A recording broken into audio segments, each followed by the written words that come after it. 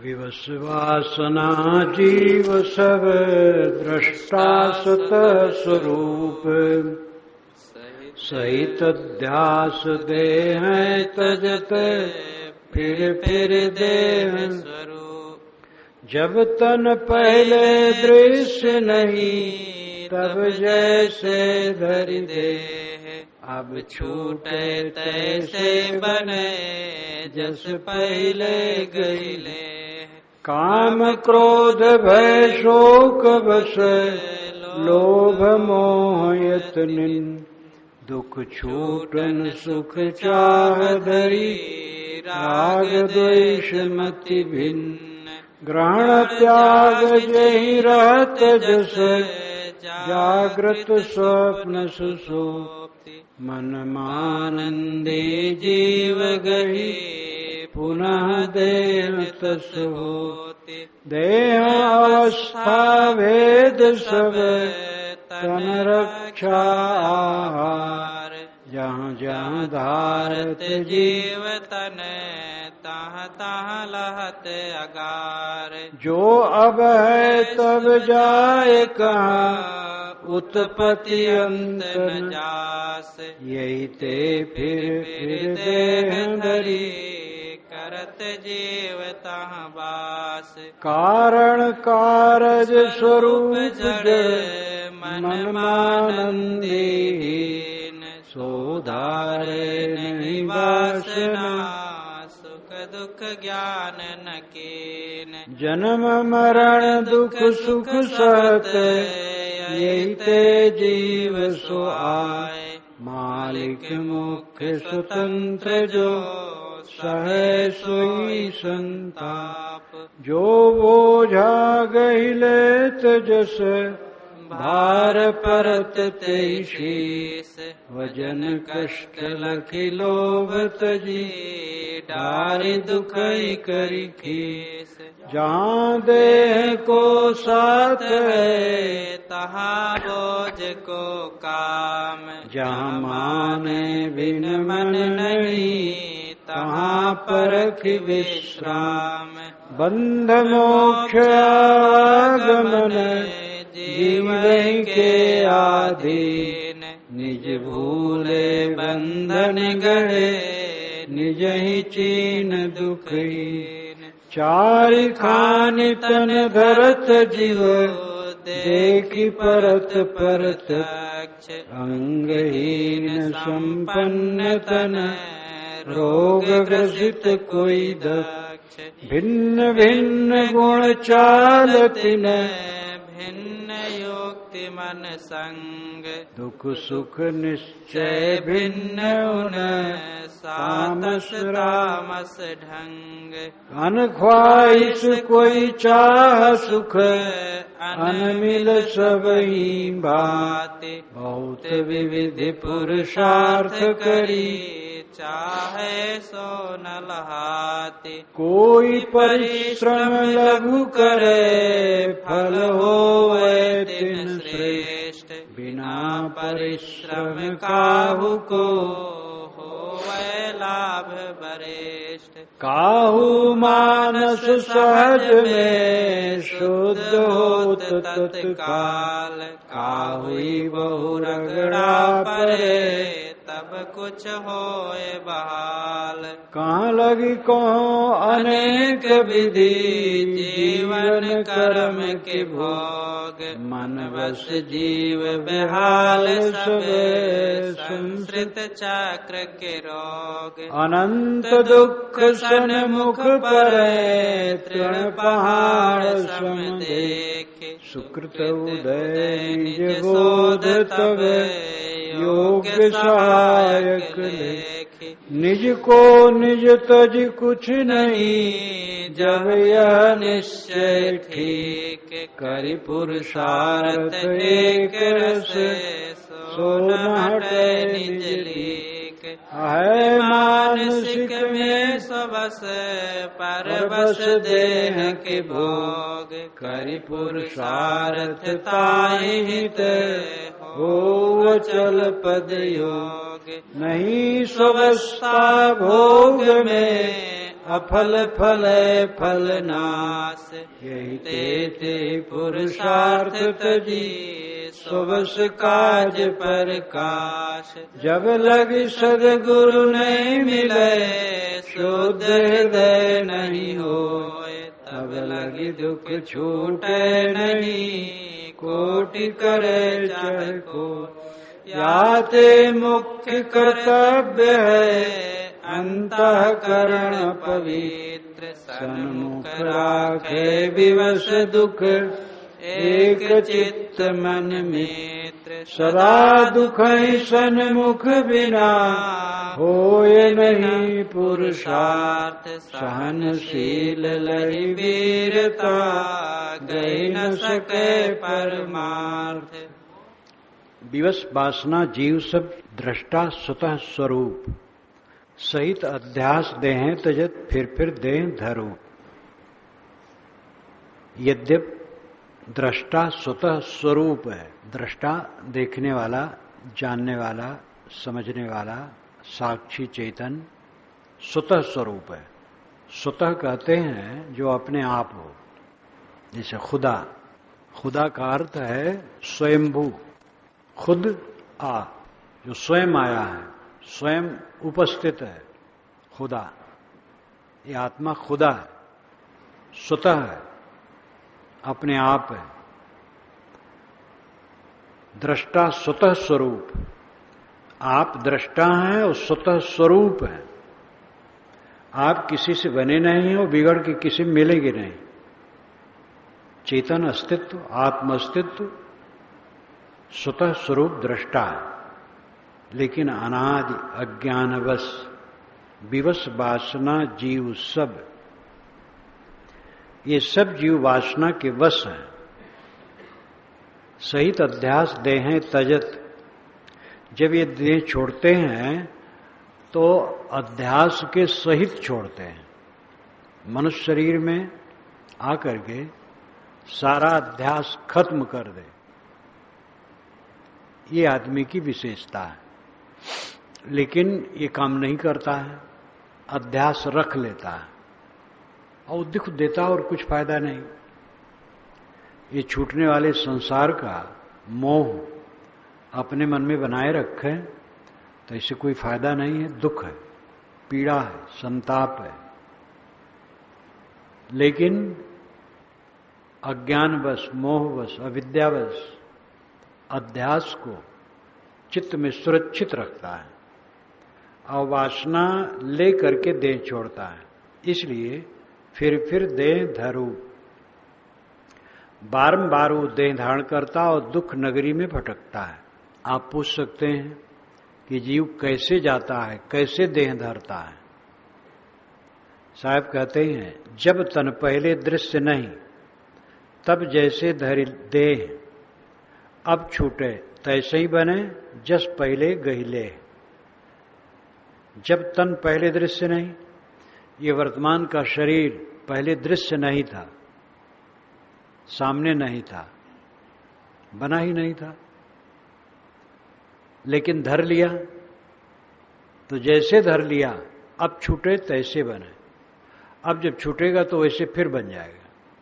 जस पहले गहले, जैसे पहले गह लिया है वैसे फिर ग्रहण कर लेगा। ये सीधा सपाट उत्तर है। कैसे बताया जाए? आंख से दिखने की चीज ये नहीं है, एक अनुमान से कहा जा सकता है।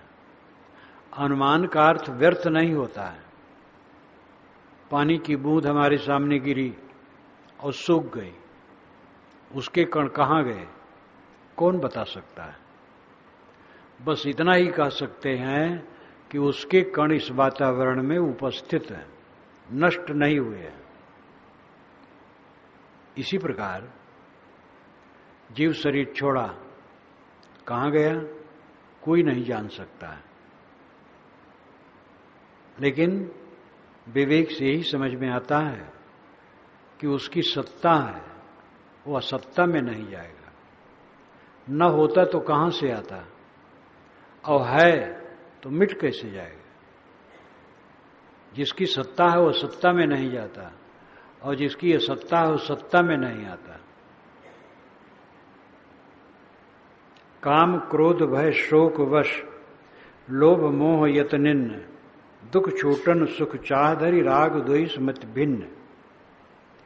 जीवों के, संसारी जीवों के लक्षण है काम के अधीन रहना। देहाभिमान ग्रहण करके आदमी काम के अधीन होता है।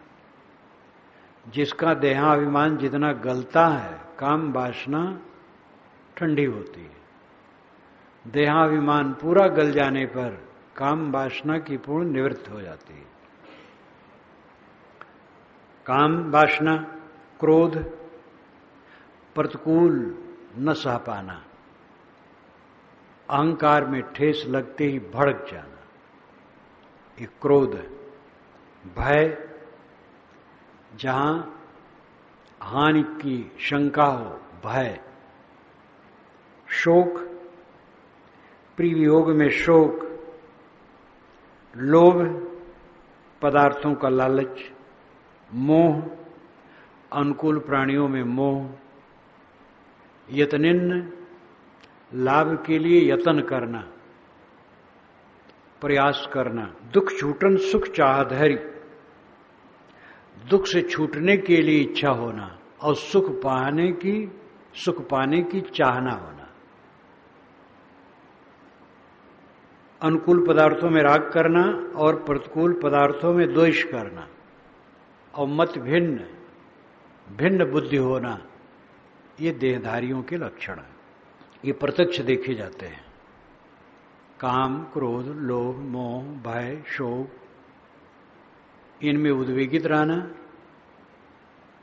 और दुख से छूटने और सुख को पाने की इच्छा सदैव रखना। अनुकूलता में राग और प्रतिकूलता में द्वेष करना और बुद्धियों का अंतर होना, ये देहधारियों में देखा जाता है। ग्रहण त्याग जय रहत जस, जागृत स्वप्न सुसुप्ति, मन मानंदी जीव गई पुनः देह तस होत। जैसे जिसके जीवन में ग्रहण और त्याग रहता है, वैसे ही संस्कार जागृत स्वप्न सुसुप्ति में वर्तमान करते हैं। जो हल चलाता है वो जागृत में हल चलाता है, तो सपने में वहा तथा करता है और जब सो जाएगा तो उसकी वासना बीज रूप में हो जाएगी। जागेगा तो फिर खेत, बैल, हल, बीज, ये सब की याद आएगी, वो काम करेगा। ऑफिस का आदमी वहा तथा नहीं करता है। ऑफिस का आदमी ऑफिस का काम करता है, उसके संस्कार रहते हैं, सपना में वो देखता है और सुसुप्ति में उसके बीज रहते हैं। राग द्वेष करने वाला जागृत में कलह में पड़ा रहता है, सपने भी उसको वैसे होते हैं। सुसुप्ति में वैसे ही बीज टिकेंगे। निर्मल मन वाला राग द्वेष विहीन निर्मल मन जागृत में वैसे ही बर्ताव करता है, स्वप्न में वैसे ही संस्कार आते हैं और सुसुप्ति में उसी के बीज रहते हैं। जो हम जागृत में करेंगे उसी का परिणाम तीनों अवस्थाओं में वर्तमान करेगा। ग्रहण त्याग जेहि रहत जस, ग्रहण और त्याग, जिस चीज का ग्रहण जिस चीज का त्याग। अच्छे का ग्रहण बुरे का त्याग, बुरे का ग्रहण अच्छे का त्याग। जैसे हमारे जीवन में होगा, जागृत स्वप्न सुसुप्ति तीनों में उन्हीं का विस्तार रहेगा। अपनी कमाई समझो, क्या कमाई है। व्यवहार का काम तो सबको करना है। हल चलाना पुनीत काम है, नाली साफ करना पुनीत काम है, कपड़ा बुनना, बर्तन बनाना, फर्नीचर बनाना, मकान बनाना, ये सब काम अपनी अपनी जगह ठीक है, जिसकी जो ड्यूटी हो करे। लेकिन मन की कमाई, राग द्वेष की कमाई करेगा तो तीनों अवस्थाओं में उसके राग द्वेष व्याप्त रहेंगे। और राग द्वेष से अलग रहेगा तो वो व्याप्त रहेंगे। असली कमाई मन की है। ग्रहण त्याग जहि रहत जस, जागृत स्वप्न सुसुप्ति। जैसे ग्रहण त्याग रखोगे जागृत में, वैसे जागृत में उसके संस्कार रहेंगे, स्वप्न में आएंगे और सुसुप्ति में उसके बीज रहेंगे। मन मानंदी जीव गह, पुनः देह तस होत। इसी प्रकार जीव जैसी मनमानंदी ग्रहण करता है, मन में मान्यता बनाता है, पुनः देह वैसे होती है। जैसे कर्म करता है, अहंकार ममकार टिकता है, वैसे देह होता है। उसका प्रत्यक्ष प्रमाण है कि जागृत अवस्था में जैसे उसका कर्म होता है, वैसे जागृत में वासना चलती रहती है दिमाग में, और सपने में स्वप्न होते हैं, और सुसुप्त में उसके बीज रहते हैं। देह अवस्था भेद सब, तन रक्षा आहार। जहाँ जहाँ धारत जीव तन, तहाँ तहाँ लहत आगार। जहां जहां जीव देह धारण करता है उसके अनुसार देह की अवस्था रहती है। कुत्ता है, 12 वर्ष उसकी पूरी आयु है, उतने में वो शिशु, फिर कुमार, फिर जवान, फिर प्रौढ़, फिर बूढ़ा, फिर मर जाना। 12-14 वर्ष में खत्म। और छोटे छोटे जीव हैं, जन्मे और एक ही दिन में मरे। और 100 वर्ष जीने वाले इंसान हैं। कहते कच्छप भी बहुत दिन तक जीता है, सांप को भी लोग बताते हैं। लेकिन कुछ समझदार कहते हैं कि मनुष्य की जिंदगी ही सबसे बड़ी है। देह अवस्था भेद सब। देह की अवस्था 2 अवस्था, जागृत स्वप्न सुसुप्ति और बाल जुआ वृद्ध, ये सब उस घट के अनुसार होता है। तन रक्षा, शरीर की रक्षा और आहार भोजन। जहां जहां धारत जीव तन, जीव जहां जहां देह धरता है, तहां तहां लहत आगार, वहां वहां आगे आगे ग्रहण होता है और सब मिलता रहता है। पक्षी है। एक ही बार मुझे इसका अनुभव हुआ। भ्रमण से आया तो बाथरूम में गीजर पर एक पक्षी बैठा था। दूसरे दिन देखा तो उसने 2 अंडे दिए और वो बाहर वो मादा जाती है, फिर लौट के आती है, उसी अंडे पर ढांक के बैठती है। और 2-3 दिन में देखा चूजे फूट गए हैं। फिर वो मादा जा करके कुछ चारा लाती है और चूजे के मुंह में डालती है। मैंने साथियों से बता दिया कि भाई सावधान रहना, इसको कष्ट न हो। और 2-3 दिन के बाद वह चूजे सब बैठे और बस थोड़े दिन में बड़े हो गए, 2 दिन में बड़े हो गए, 3 दिन में और बड़े हो गए। कैसा अद्भुत है। लेकिन वो बैठे रहे, 24 घंटा बैठे रहे, ताकि इधर उधर बैठे रहे। उसकी माता ला के चारा डाल दे। फिर एक दिन देखा एक उड़ा और वो ताखे पे जाके बैठा जंगले पर, और एक आके फाटक पर बैठा। पहले पंखे पर बैठा तो मैंने कहा भाई पंखा चलाना नहीं। फिर वो फाटक पर आ गया तो जो जंगले पर बैठा उसको तो बाहर उड़ा दिया और जंगले वाला पकड़ लिया, ला के सामने फूल के पेड़ पर रख दिया और चले गए। अब मादा कहाँ है पता नहीं और बच्चा कहाँ है पता नहीं। और पेड़ की पतली टहनी उनकी सैया है। रात में पक्षी उसी को पकड़ के बैठेंगे, रात भर बैठे रहेंगे। एक जगह कार्यक्रम था तो छत पर मैं शाम को घूमता था। पास में बड़ा पेड़ था पीपल का, तो बगुले उस पर आकर के बैठते थे। शाम को घूम रहा था तो देखा बगुले आके बैठे। जब प्रातः फिर घूमने गया तो उसी छत पर गया।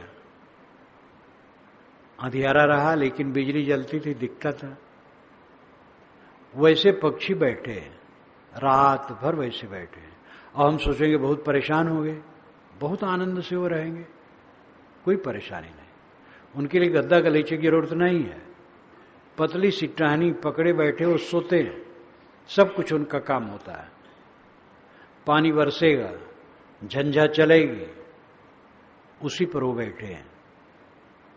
छोटे छोटे पक्षी ये पेड़ों पर बैठे रहते हैं, पानी बरसता रहता है, पानी निकल गया फिर चहचहाना शुरू। हम लोग ठंडी में कपड़े ओढ़ते हैं, रजाई ओढ़ते हैं, और उसी समय वृक्ष पर पक्षी बैठे रहते हैं। पानी में मछलियां, मेढक, किलकुरी मारती रहती हैं। अब हम लोग 1 घंटा भी पानी में पड़े रहे ठंडी में तो दूसरे को ही उठाना पड़ेगा, अपना उठ नहीं पाएंगे, हाथ पैर ऐंठ जाएगा। ये सब खान के अनुसार देह अवस्था भेद सब तन रक्षा आहार, जहां जहां जहां धारत जीव तन तहां तहां लहत आगार, ये होता रहता खान के अनुसार। जो अब है तब जाए कहां उत्पत्ति अंत न जास, यही ते फिर देह धरि करत जीव तहां बास। जो अब है तब जाए कहां, जो आज है तो शरीर छूटने के बाद कहां चला जाएगा, नष्ट हो जाएगा। न जड़ नष्ट होता है न चेतन नष्ट होता है। ये तो विज्ञान सम्मत बात है कि सत्ता का कोई भी तत्व न नया बनता है और न मिटता है, जो है सो है। जो अब है तब जाए कहां, उत्पत्ति अंत न जास। जड़ और चेतन दोनों की न उत्पत्ति है न अंत है, मिटना है। यही ते फिर देह धरि करत जीवता बास। इसलिए जीव वासनावश बारंबार देह धारण करके देह में वास करता है और दुख भोगता है। पूरी यात्रा दुख की रहती है देहधारी को, चाहे मनुष्य हो, चाहे पशु हो, चाहे पक्षी हो। सभी देहधारियों की यात्रा दुख से भरी है। अब आदमियों की यात्रा तो और दुख से भरी है। अन्य प्राणियों को कोई शारीरिक कष्ट हो गया, मानसिक कष्ट से तो आदमी निरंतर पिसता है, खाता है, पीता है और जलता है मन में। कारण कार्य स्वरूप जड़ मन मानंदे हीन, सो धारे नहीं वासना सुख दुख ज्ञान नकीन। जो जड़ तत्व है, जड़ पसारा है, वो कारण कार्यमय है। मिट्टी पानी आग हवा का समूह कारण है और उनसे निर्मित समस्त पदार्थ कार्य हैं। प्राणियों की देहें, वृक्ष वनस्पत, कंकर पत्थर, पर्वत, झरने, नदियां, जो कुछ भी दृश्यमान है वो सब कार्य पदार्थ है। ये कार्य कारण का स्वरूप है जड़ का। मन मानंदीहीन, इनमें मन नहीं है, मान्यता नहीं, क्योंकि चेतन नहीं है। सो धारे नहीं वासना, इसलिए वासना नहीं धारण करते हैं, इनमें वासना नहीं होती। कहते हैं वृक्षों में जीव है। वृक्षों में जीव की कल्पना इसलिए करते हैं क्योंकि उसमें और बीज से वृक्ष बनते हैं, बढ़ता है। टेबल बढ़ता नहीं है, कुर्सी बढ़ती नहीं है, कुर्सी से एक छोटी कुर्सी नहीं पैदा होती है, इसलिए उसको जीव कह देते हैं। जीव नहीं है, वो बीजी असर है, वो अचेतन है, उसमें चेतना नहीं है। चेतन जहां होता है देह में, वहां जागृत अवस्था होती है, और जागृत अवस्था के लिए मन और इंद्रियां चाहिए। मन इंद्रियों का व्यवहार जागृत अवस्था है, और जागृत अवस्था में किए धरे का संस्कार स्वप्न होता है और फिर गाढ़ी नींद होती है। वृक्ष सदैव सोते हैं, सोता हुआ है जो कभी जागता हो। इसलिए वृक्ष वनस्पति निर्जीव है, उनमें चेतना नहीं है। हाँ, वो कुर्सी टेबल की तरह नहीं है, बीजी असर है, उनका अलग ढंग से प्रजनन है, लेकिन उसमें चेतना नहीं है। इसलिए वे वासना नहीं धारण करते हैं। सो धारे नहीं वासना, दुख सुख ज्ञान न कीन, वे दुख सुख का ज्ञान नहीं करते हैं। जो दुख सुख के ज्ञान से रहित हो वो सच्चा सुखी है। मुझे बचपन की याद है, जब पहली पोथी में पढ़ रहा था तो पहली पोथी में चित्र रहता है बढ़िया बढ़िया, तो बड़ा सुंदर चित्र बच्चे का था, घास का वहीं गट्ठा रखा था चित्र में, वही बढ़िया बढ़िया हरी हरी घास और फल। तो मेरे मन में कल्पना हो, देखो इस बच्चे को कोई दुख नहीं होगा, ये कुछ जानता नहीं, हम जानते हैं इसलिए हमें दुख सुख का चक्कर है। और कुछ उस समय बोध नहीं था, कुछ समझ नहीं थी, एकदम छुटपन। लेकिन बच्चे का चित्र देखूं तो बड़ा अच्छा लगे, इसको कोई दुख नहीं है। अब हम दुखी हैं, भकाऊं घोगर टोना टामर, न मालूम कितना चक्कर। जन्म मरण दुख सुख सहत यही ते जीव सो आप, मालिक मुख्य स्वतंत्र जो सहे सोई संताप। इसलिए जो मालिक है, मालिक ही स्वतंत्र होता है और वही संताप सहता है। मालिक नहीं है, उसको चिंता नहीं है। बोहरन साहब रहे, बोहरन साहब बहुत भोले भाले, घर से आए तो साधु लोग कहे चेला बनोगे कि गुरु बनोगे? तब कहे का होते चेला बने, का होते गुरु बने? तो कहे चेला बनोगे तो गुरु को पानी भर के स्नान कराओगे, उनका कपड़ा धोओगे, उनका बिस्तर बिछाओगे, भोजन पका के उनको खिलाओगे और झाड़ू बहारू करोगे, और काम करना पड़ेगा। और गुरु बनोगे तो नहा धो के खाट पर बैठे रहोगे और कुछ काम नहीं करना पड़ेगा। तब कहे तो हम गुरु बनेंगे। और बुजुर्ग रहे, 50 वर्ष की उम्र रही होगी उस समय। उनके पुत्र साधु थे, पढ़े लिखे थे, योग्य थे, उसी कुटी पर आए थे, बस्ती जिला की बात है। तब साधु लोग कहे लेकिन एक बात है, जब गुरु बनोगे तो जो चेले हैं वो तो खा पी करके अपना बिस्तर पर जाएंगे, और अगर 10 भगत आ गए या साधु आ गए और कुटी में अन्न नहीं है तो गुरु महाराज को कहीं से लाना पड़ेगा, और उन्हीं की चिंता होगी, कुछ बन गया है, बिगड़ गया है, कुछ बात है, उन्हीं की चिंता करनी पड़ेगी। तब कहे तो हम चेला बनेंगे।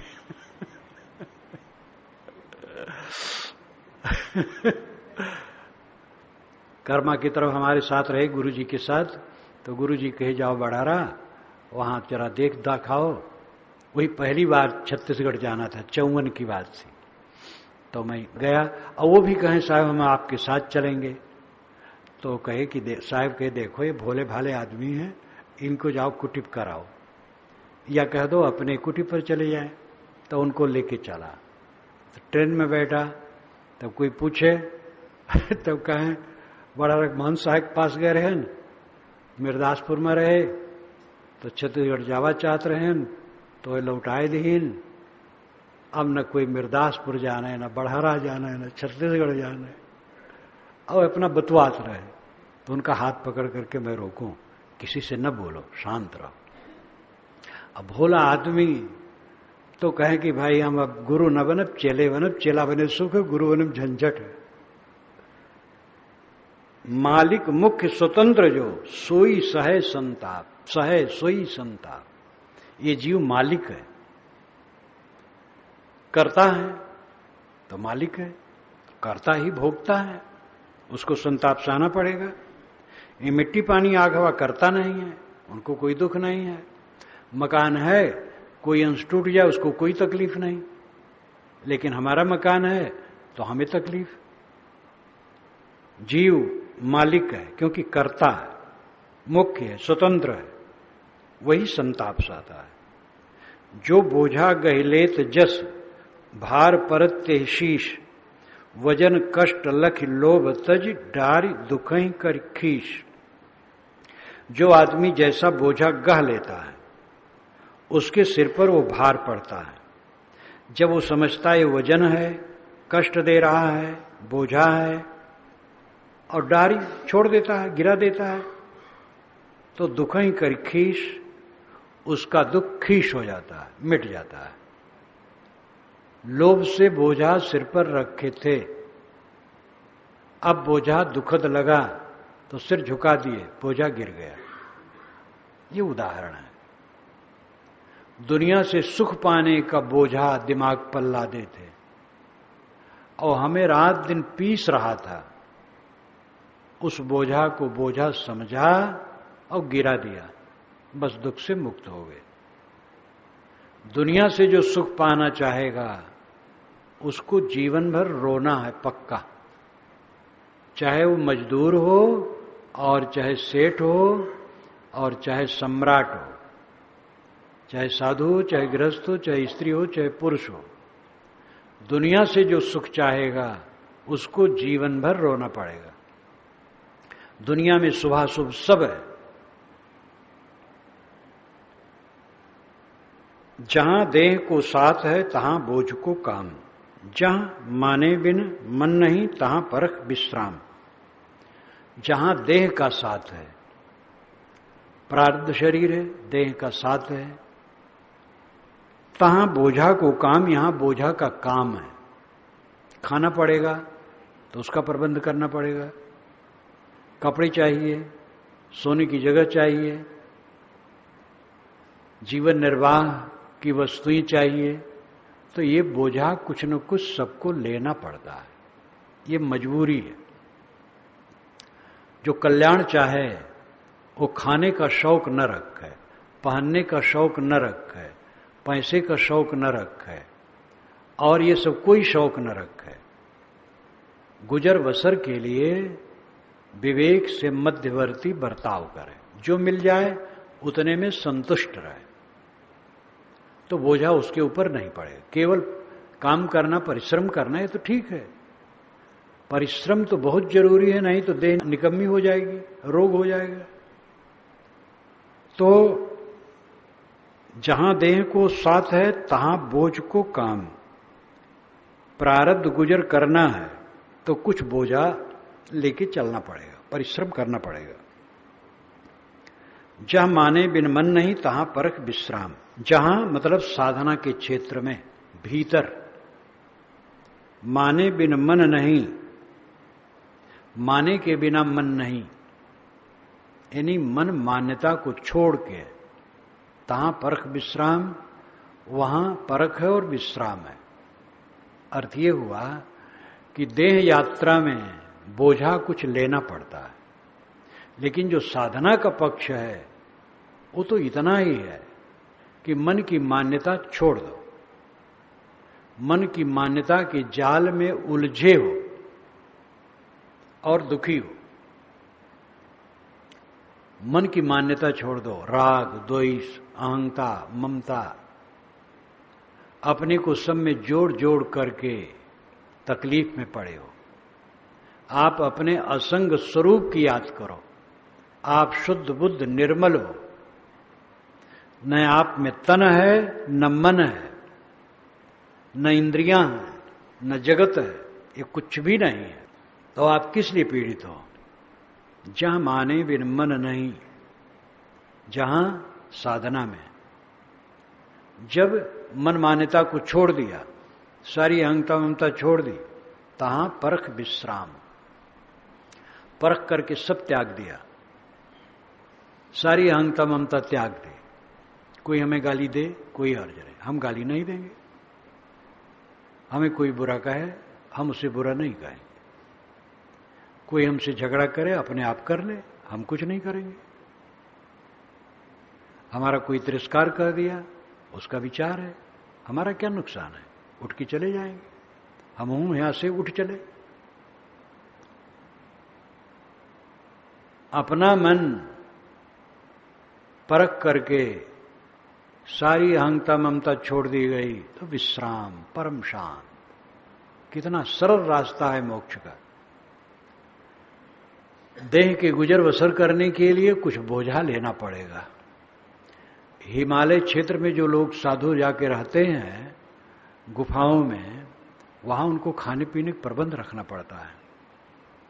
ठंडी में जो वहां रह जाते हैं तो वहां तो बर्फ पड़ती है, तो गुफा थोड़ी बड़ी गुफा में वो रहते हैं, और पीने की भी पानी, खाने की चीज, आग जलाने के साधन, ईंधन, और शौच जाना पड़ेगा, उसी व्यवस्था, तो सब वो रखते हैं।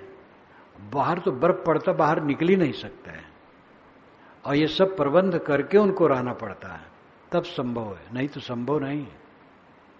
जहां देहधारी है, गुजर बसर का बोझा तो उसको लेना पड़ेगा। इसको संक्षिप्त, सादा, सरल ढंग से लो। हम लोगों का जीवन बहुत सरल है, ना हम लोग भिक्षा मांगते हैं, ना नाटकबाजी करते हैं। कितने पंथ हैं साधक के, पूरी नाटकबाजी है। भोजन करने चलेंगे तो बड़ा बड़ा नाटक है। सहज मांग के खा लें या जो निमंत्रित करे वहां भोजन कर लें, बड़ा सरल है, नाटकबाजी करते हैं। ऐसी स्त्री के हाथ का भोजन करूंगा जो पीले रंग की साड़ी पहने हो, ऐसे घर में भोजन करने प्रवेश करूंगा जो हाथ में नारियल लिए हो दरवाजे पर, या नारंगी लिए हो, या सेव लिए हो। कुछ सोच रहेंगे, ये सब नाटकबाजी है। सहज रहो। पारखी संतों का मध्य रास्ता बहुत सुंदर है।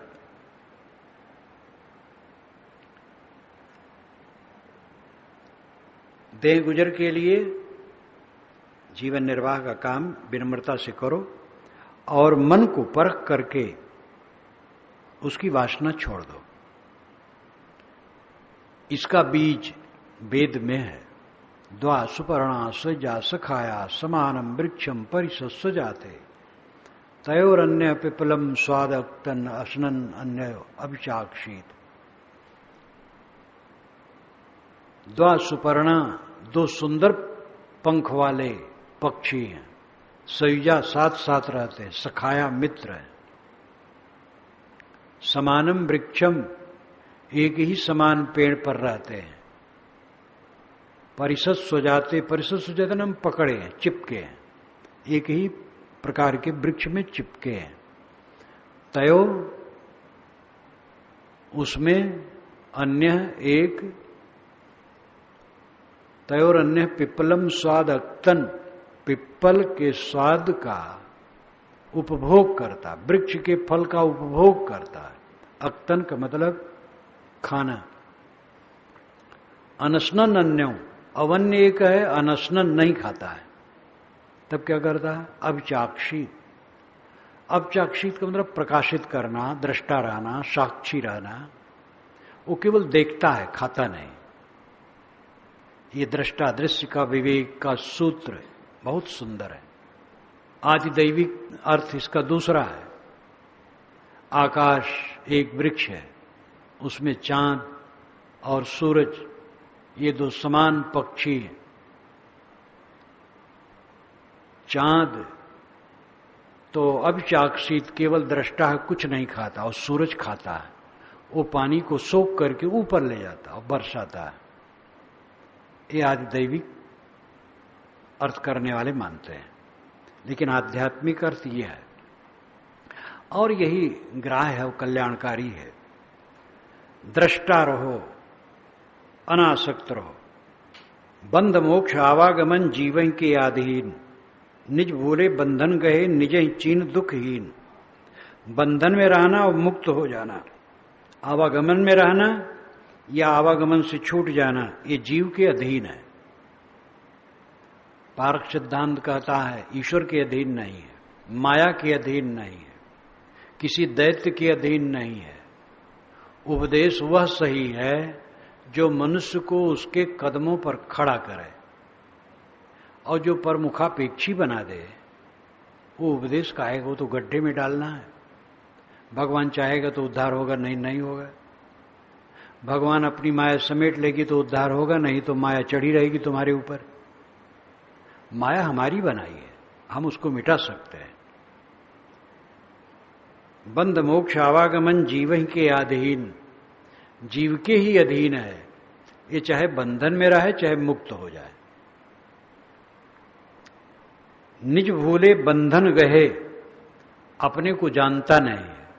कि मैं निराला हूं, निर्मल हूं, मेरे में कुछ नहीं है, मैं द्वैत हूं, अकेला, द्वैत नहीं मेरे पास। द्वैत आदि वे भयम भवति, द्वैत से ही भय उत्पन्न होता है, और मेरे में कुछ है ही नहीं है, तो भय क्या और चाहना क्या? तो निज को भूल करके बंधन ग्रहण किए, निज ही चीन दुखहीन, अपने को पहचान ले कि मैं असंग हूं और सबकी कामना छोड़ दे, बस दुख से मुक्त। चारि खान तन धरत जीव, देख परत प्रत्यक्ष, अंगहीन संपन्न तन रोग ग्रसित कोई दक्ष। चारों खानियों में जीव देह धरते हैं, ये प्रत्यक्ष दिखाई देता है। कोई तो अंगहीन है और कोई संपन्न शरीर है, रोग ग्रसित कोई दक्ष, कोई जन्म से ही रोगी है और हर समय रोगी है, और कोई दक्ष एकदम संपन्न, कोई रोग नहीं। भिन्न भिन्न गुण चालतिन, भिन्न युक्ति मन संग, दुख सुख निश्चय भिन्न उन, सातस तामस ढंग। उनके गुण भिन्न भिन्न है, कोई रजोगुणी, कोई तमोगुणी, कोई सतोगुणी, और उनकी चाल भी भिन्न है, आचरण भी भिन्न है। कोई शराब खाने में जा रहा है, कोई सत्संग में जा रहा है। भिन्न युक्ति मन संग, उनके मन की संगत में युक्तियां भिन्न भिन्न हैं। तेज बुद्धि वाला, मंद बुद्धि वाला। तेज बुद्धि वाला व्यक्ति जब बात करता है तो एक एक बात में उसकी चमत्कार जैसे लगता है, ऐसी अद्भुत बात करता है कि सबके मन को मोह लेता है। तेज बुद्धि वाला है तो उसके चित्त में युक्तियां, तर्क अद्भुत अद्भुत उठते हैं। दूसरा है भोला भाला है, दो दो चार नहीं समझ पाता है। दुख सुख निश्चय भिन्न उनमें दुख सुख का निश्चय भी भिन्न है। जिसमें जो सुख और दुख का निश्चय कर ले अलग अलग है। बीड़ी पीने में सुख का निश्चय कर लिया, बीड़ी न मिले तो दुख है। सातस तामस ढंग, कोई सतोगुणी, कोई तमोगुणी, कोई रजोगुणी। अनख्वाहिश कोई चाह सुख, अनमिल सबही भांति, बहुत विविध पुरुषार्थ कर चाहे सो न लहात। अनख्वाहिश, कोई तो अनख्वाहिश है, ये समझता हमें कोई इच्छा नहीं है, इच्छा ही दुख है। इच्छा छोड़ करके वो आत्म संतुष्ट है। और कोई चाह सुख, कोई भोगों को पा करके सुख चाहना रखता है। ये समझ का अंतर। कोई इच्छाहीन है और कोई इच्छा वाला है, ये सामान्य में भी देखा जाता है।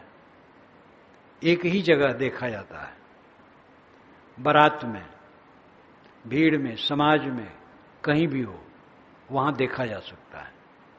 संसारी लोग हैं सब बारात में, अभी जलपान नहीं आया है, कोई खुड़बड़ा रहा है, कोई कुछ बक भी रहा है और कोई शांत बैठा है। बल्कि वो समझाता, अरे यार एक दिन उपवास तो करना चाहिए। जब लोग दिन भर उपवास करते हैं और कष्ट नहीं मानते हैं तो जलपान में थोड़ी देरी हो रही, क्यों परेशान हो? दूसरों को डांटता है, शांत रहता है।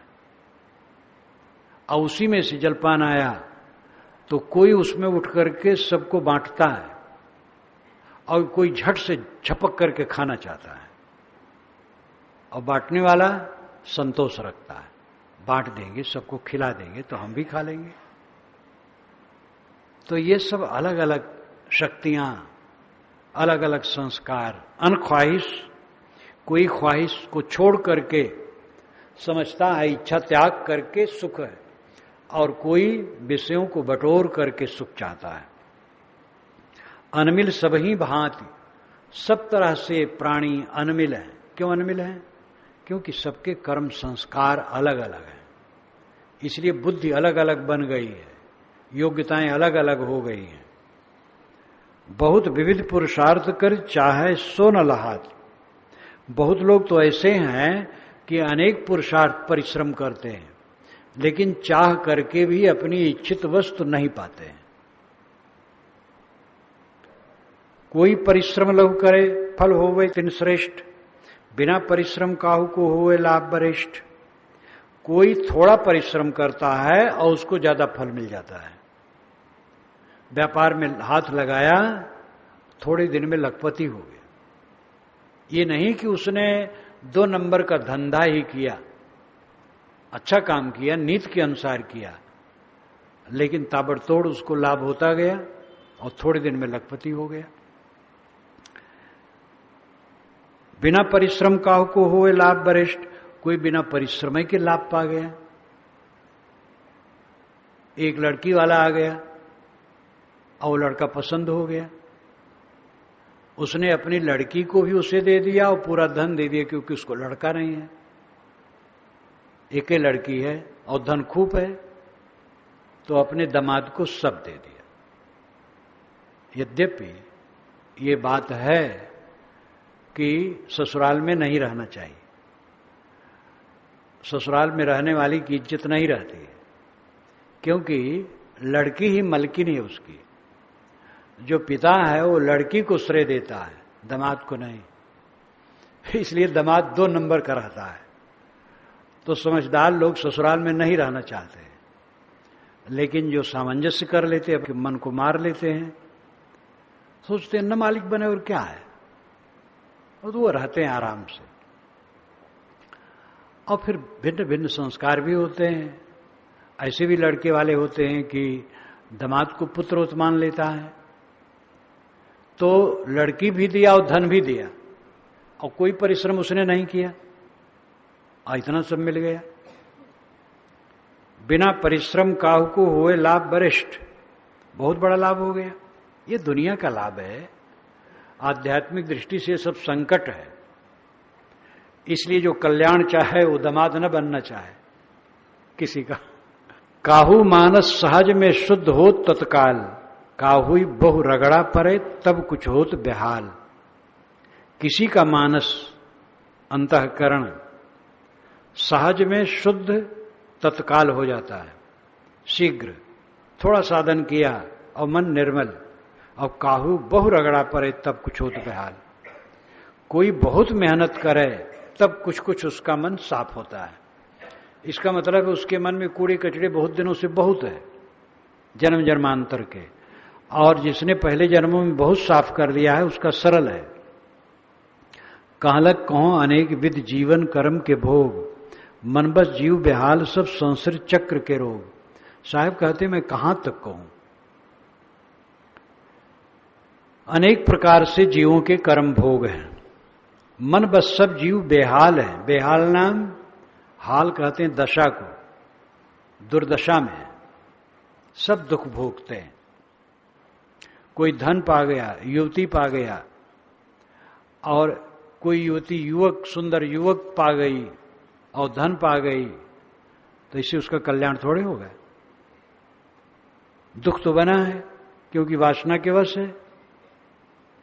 वासना त्याग से दुख दूर होता है।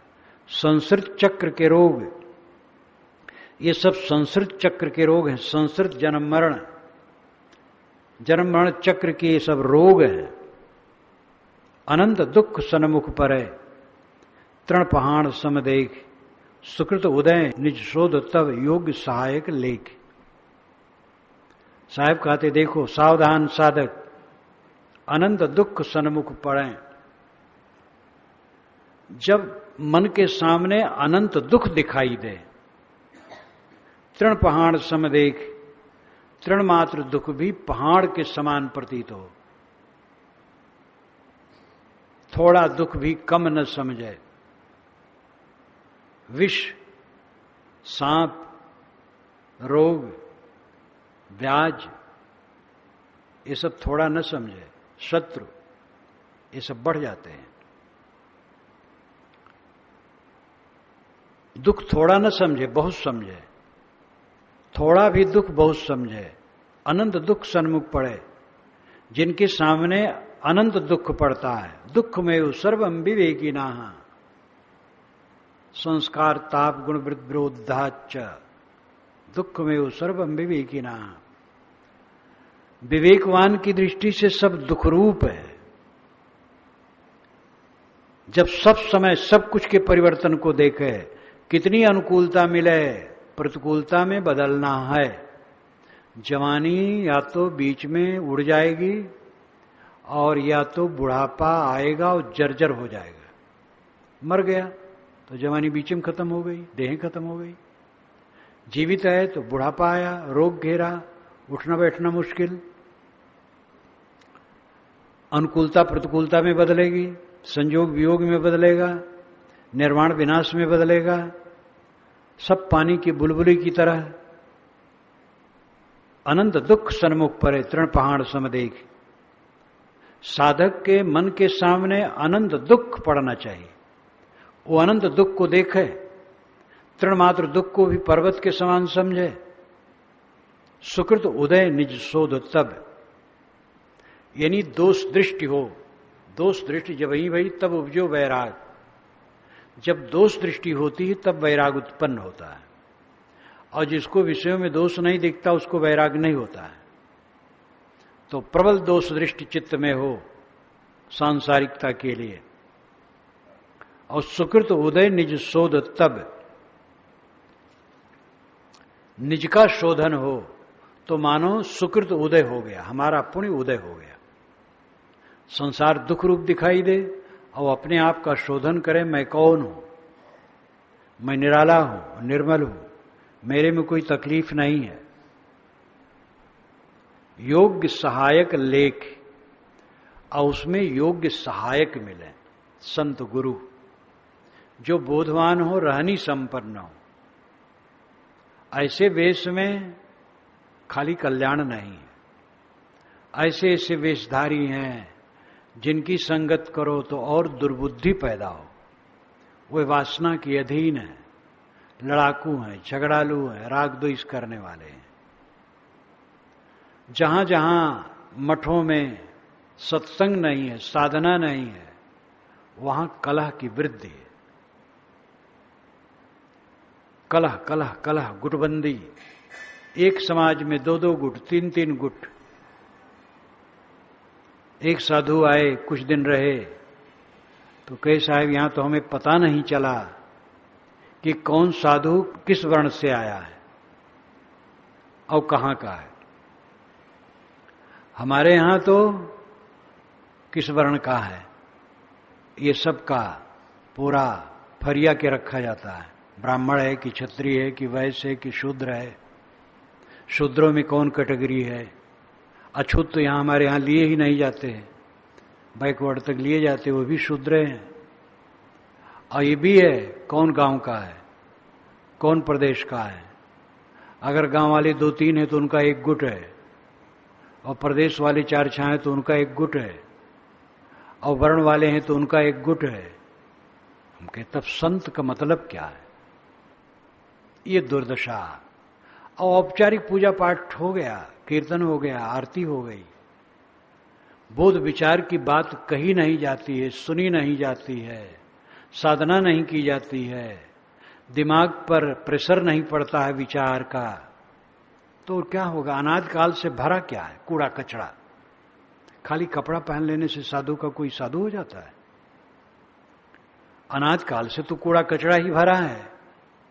अगर साधना न होगी, साधना की चर्चा न होगी, सत्संग न होगा, ईश्वर विचार चिंतन न होगा, तो दुख नहीं छूटेगा। योग्य सहायक लेख, योग्य सहायक हो, गुरु संत मित्र योग्य सहायक हो। निरंतर दोष दृष्टि हो कि हम दुख से घिरे, दुख के खाट में पड़े। कुनु हासो किमानंदो नित्यम पज्जलते सते, अंधकारेनो नद्धा पदीपम न गवेशत। तथागत बुद्ध कहते हैं कुनु हासो, क्यों हंसते हो। नु संस्कृत और पाली में नु प्रश्नवाचक है, नु नकारात्मक नहीं है। कुनु हासो, क्यों नहीं हंसते हो, यह अर्थ नहीं है। कुनु हासो, क्यों हंसते हो। कुनु हासो, क्यों हंस रहे हो। किमानंदो, किसमें आनंद मान रहे हो।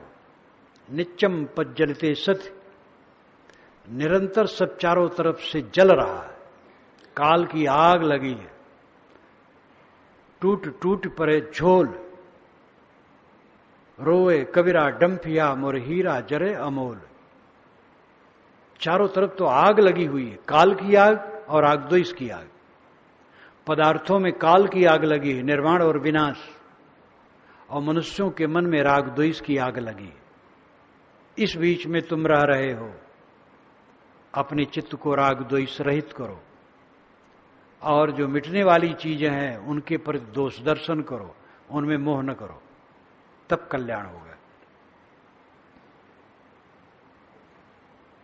निज को निज तज कुछ नहीं, जब यह निश्चय ठीक, कर पुरुषार्थ एक रस सोन हटे निज लीक। निज को निज, इस बात को छोड़ करके कुछ नहीं, निज को निज तज कुछ नहीं। जब यह निश्चय ठीक, जब यह ठीक निश्चय होगा कि निज को निज में लीन कर देना और कुछ नहीं चाहिए। हमारे जीवन में एक ही काम है, आत्मलीनता, सदैव अपने में तृप्त रहो बस, और कुछ नहीं चाहिए। और कुछ जो है इसी के लिए है। साधु वेश है, राग द्वेष करते हैं, कलह करते हैं, गुटबंदी करते हैं, मोह माया करते हैं, लोलुप हैं, लालची हैं, क्या वो साधु हैं? उनको साधु वेश धर करके घर चला जाना चाहिए। साधु सहज नहीं है, साधु होना चाहिए पक्का हुई के खेल, कच्चा सरसों पेर के खरी भया ना तेल। निज को निज तज कुछ नहीं, निज को निज, इसको छोड़ करके हमें कुछ नहीं चाहिए। अपने को अपने में लीन करके रहना है, आत्मलीन सदैव रहना है, ब्रह्मलीन, आत्मलीन, रामलीन, खुद सिनासी, हकवीनी, आत्मलीनता, सदैव आत्मसंतुष्ट रहना है, और कुछ काम नहीं। और काम जो है इसी के लिए है, सेवा का काम, स्वाध्याय, चिंतन, मनन, एक दूसरे का सहयोग, प्रेम का बर्ताव, संतोष, प्रेम, मालिक न बनने की इच्छा। ये लाओजी बाबा कहते हैं, मैं 3 रतन जानता हूं, संतोष रखना, सबसे प्रेम का बर्ताव करना, मालिक बनने की इच्छा न करना।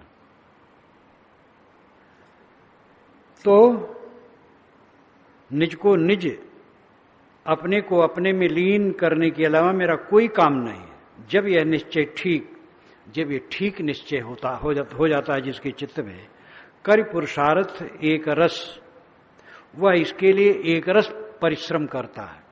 सो न हटे निज लीक, वो अपनी लीक से, मार्ग से, साधना मार्ग से हटता नहीं है, चाहे जितना विघ्न आ जाए। विघ्न कुछ भी नहीं है, अपमान, अनादर, शरीर का रोग, प्राकृतिक वस्तुओं में कमी, और कुछ, यही सब विघ्न माना जाता है। कुछ नहीं है, चाहे जो हो। अपने में संतुष्ट रहना है, चित्तरागत द्वेष रहित, निर्मल, प्रसन्न, आनंदित, सदैव आनंद कंद होके रहना है। क्लेश और पीड़ा और भय, अवसाद, मनहूसीपन कुछ नहीं, सदैव मगन। मन मगन हुआ फिर क्यों बोले? ये ध्यान दो, निज को निज तज कुछ नहीं। आत्मलीनता के अलावा हमारा कोई उद्देश्य नहीं है, बाकी सब सेवा का काम इसी के लिए है।